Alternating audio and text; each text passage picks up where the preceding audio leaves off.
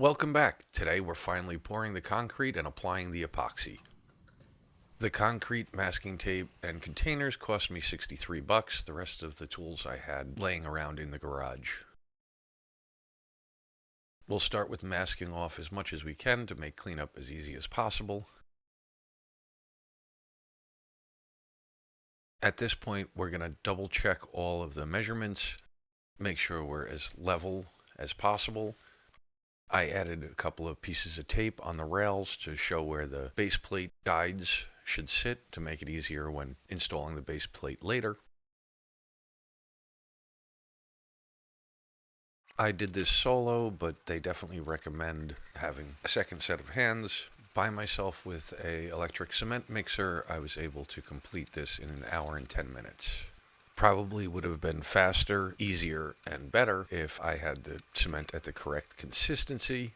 I wet the inside of the cement mixer before adding the first bag of concrete and measured the water by volume as per the assembly guide. They now have a link in the assembly guide to the video, and I definitely recommend watching that before mixing your concrete. We're doing our best to keep these videos as short as possible and still cover every part of the assembly. I'm going to let the video roll here for a little bit and jump back in a few.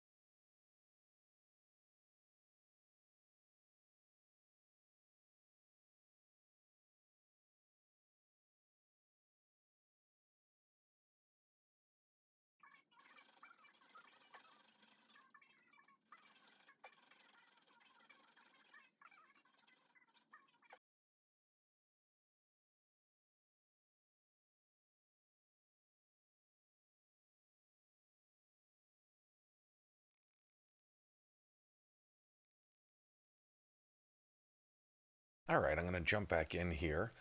We're doing this in New York in December, so it was quite cold. I had the wood burning stove going to keep the garage above freezing and also used a heat lamp clamped to the cable rod to keep the cement warm and help with evaporation.